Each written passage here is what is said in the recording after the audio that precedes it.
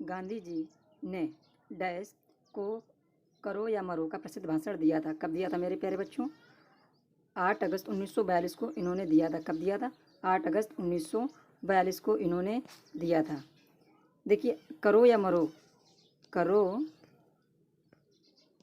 करो या मरो का नारा किसने दिया था? तो गांधी जी ने ही दिया था। करो या मरो का नारा किसने दिया था मेरे प्यारे बच्चों? गांधी जी ने ही दिया था। करो या मरो का नारा किस सन में दिया गया था? तो 8 अगस्त 1942 ईस्वी को दिया गया था। कब दिया गया था? 8 अगस्त 1942 ईस्वी को दिया गया था। अगला प्रश्न क्या मेरे प्यारे बच्चों?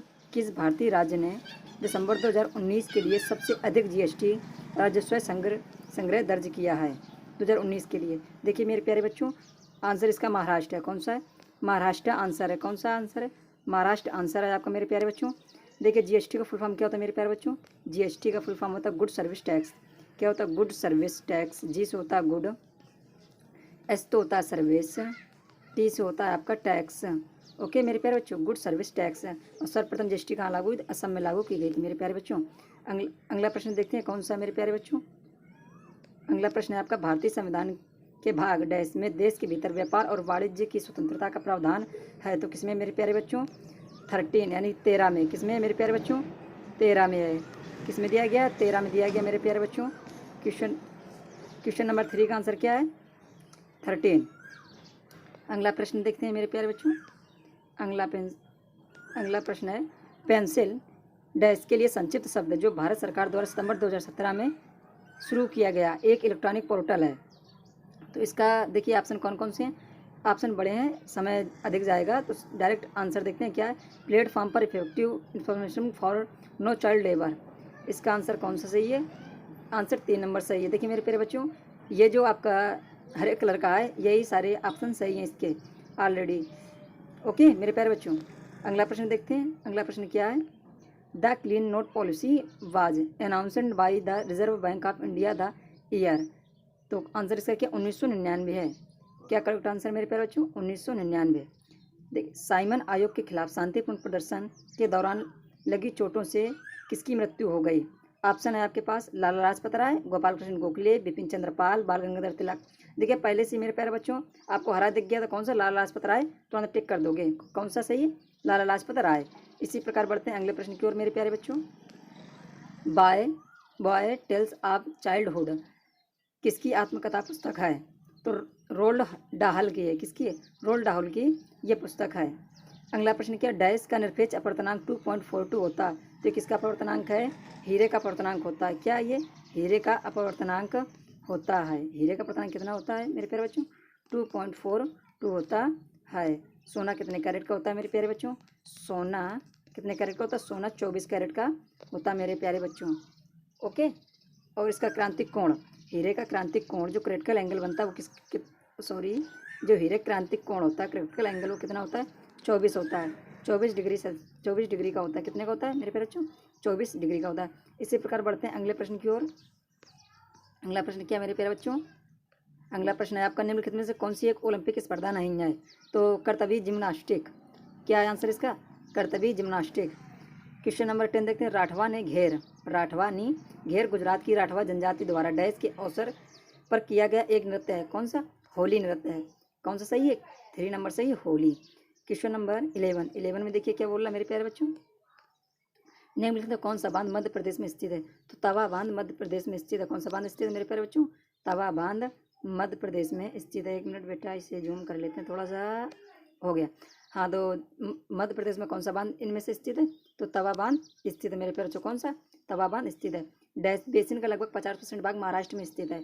किस नदी का 50% भाग जो बेसिन है वो महाराष्ट्र में स्थित है? तो गोदावरी का 50% भाग महाराष्ट्र में ही स्थित है। क्वेश्चन नंबर 13 देखिए क्या बोल रहा है। भारत में राष्ट्रीय जलमार्ग वन निम्न में को शामिल करता है। तो भारतीय राष्ट्रीय मार्ग जो जलमार्ग है इसको क्या कहते हैं? NWH1। क्या बोलते हैं मेरे प्यारे बच्चों? NWH1। देखिए NWH1 का मतलब होता है नेशनल वाटर हाईवे। वन मतलब वन, यही लिखा होता है इंग्लिश में। NWH1 बोलते हैं नेशनल वाटर हाईवे 1। हाँ, तो इसका आंसर कौन सा सही? गंगा भागीरथी हुगली नदी का हल्दिया इलाहाबाद खंड में मिलता है। ओके मेरे प्यारे बच्चों, कौन सा इसका ऑप्शन सही है?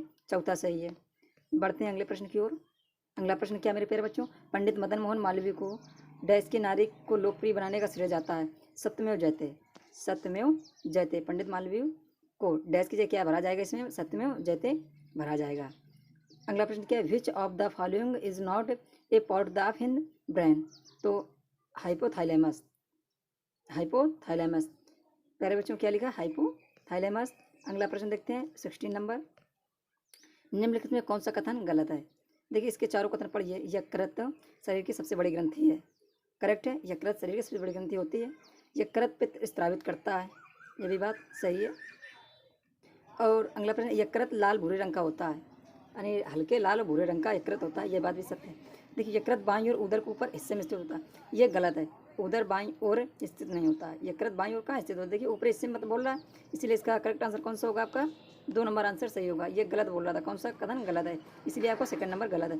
निम्नलिखित में से किस सूक्ष्म जीव के कारण हैजा फैलता है, किस में सूक्ष्म जीव के कारण हैजा फैलता है, तो जीवाणु, किसके कारण फैलता है, बैक्टीरिया जिसे बोलते हैं, जीवाणु के कारण फैलता है। अगला प्रश्न क्या है मेरे पास, अवध किसान सभा गठन किस वर्ष हुआ, अवध किसान सभा गठन किस वर्ष हुआ था, 1920 में हुआ था। कब हुआ था मेरे प्यारे बच्चों, 1920 में हुआ था। कब हुआ था, 1920 में हुआ था मेरे प्यारे बच्चों। इसी प्रकार बढ़ते हैं अगले प्रश्न की ओर। अगला प्रश्न आपका क्या है मेरे प्यारे बच्चों, देखिए वर्ष 2001 से 2011 की अवधि के लिए भारत की चरघांत की औसत वृद्धि जनसंख्या कितने प्रतिशत थे, कितने प्रतिशत थे मेरे प्यारे बच्चों। देखिए इसकी प्रतिशतता 1.64 थी, कितनी थी, 1.64 थी। अगला प्रश्न देखिए मेरे प्यारे बच्चों, अगला प्रश्न आपका 20 नंबर है, क्या है प्रश्न, निम्नलिखित में किस पर्यावरणविद को 2015 में स्टॉकहोम जल पुरस्कार से सम्मानित किया गया, तो इसका करेक्ट आंसर क्या है, राजेंद्र सिंह। क्या आंसर सही है, राजेंद्र सिंह, इसका करेक्ट आंसर क्या है मेरे प्यारे बच्चों, राजेंद्र सिंह को दिया गया था। अगला प्रश्न देखिए मेरे प्यारे बच्चों, क्या माता पिता और वरिष्ठ नागरिकों के भरण पोषण तथा कल्याण अधिनियम 2007 द्वारा निम्नलिखित में से डैश को बच्चों की परिभाषा में शामिल नहीं किया गया था, अवयस्क बेटों को शामिल नहीं किया गया था। किनको नहीं शामिल किया गया था मेरे प्यारे बच्चों, अवयस्क बेटों को शामिल नहीं किया गया था। अगला प्रश्न देखिए, हर साल फरवरी में सिर्फ ग्राम में मनाया जाता है, हर साल, देखिए डैश है, ताज महोत्सव मनाया जाता है, क्या मनाया जाता है मेरे प्यारे बच्चों, ताज महोत्सव मनाया जाता है, ताज महोत्सव। 22 का आंसर क्या है मेरे प्यारे बच्चों, ताज महोत्सव है। ये सारे प्रश्न प्रीवियस ईयर के हैं, जैसा कि आप सभी बच्चों ने थंबनेल पर देख लिया होगा। हमारे चैनल को सब्सक्राइब कर लीजिएगा आप सभी लोग, और जितना अधिक से अधिक हो सके हमारी वीडियो को शेयर कीजिए, ताकि आप सभी के फ्रेंडों ताकि दोस्तों तक ये प्रश्न पहुंच सकें, ताकि एक ही बार में एसएससी एमटीएस को क्रॉस कर सकें। अगला प्रश्न क्या मेरे प्यारे बच्चों, देखिए सभी एसिड धातुओं के साथ क्रिया पर गैस उत्पन्न करता है, सभी एसिड धातुओं के साथ क्रिया पर गैस उत्पन्न करते हैं, तो क्या गैस उत्पन्न का, हाइड्रोजन। आंसर क्या है मेरे प्यारे बच्चों इसका, हाइड्रोजन। करेक्ट आंसर क्या आ जाएगा मेरे प्यारे बच्चों, हाइड्रोजन। अगला प्रश्न देखते हैं मेरे प्यारे बच्चों, देखिए अगला प्रश्न क्या है, अगला प्रश्न, निम्नलिखित में कौन सा कथन महल तिरुवनंतपुरम में स्थित है, कौन सा महल तिरुवनंतपुरम में स्थित है, तो इसका करेक्ट आंसर कौन सा मेरे प्यारे बच्चों, कनवाकुलम पैलेस। कहाँ तिरुवनंतपुरम में कौन सा स्थित है, ये कन्नमकुलम पैलेस स्थित है। सही से जा नहीं रहा है मेरे प्यारे बच्चों, देखिए अब जाएगा सही से, मिस्टेक हो रहा है, ये देखिए कनमकुल पैलेस में स्थित है।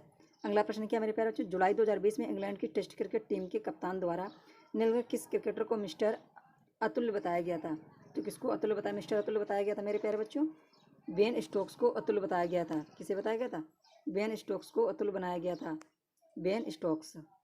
देखिए लास्ट प्रश्न था बच्चों। इसी प्रकार से हमारी वीडियो को आप लाइक सब्सक्राइब करते रहिए, ताकि आपको इसी तरीके से हम प्रीवियस ईयर क्वेश्चन देते रहें। सभी बच्चों, मेरे प्यारे बच्चों, सभी के लिए जय हिंद, नमस्कार। मिलते हैं अगले वीडियो पर, जब तक के लिए सभी को वंदे मातरम, जय हिंद।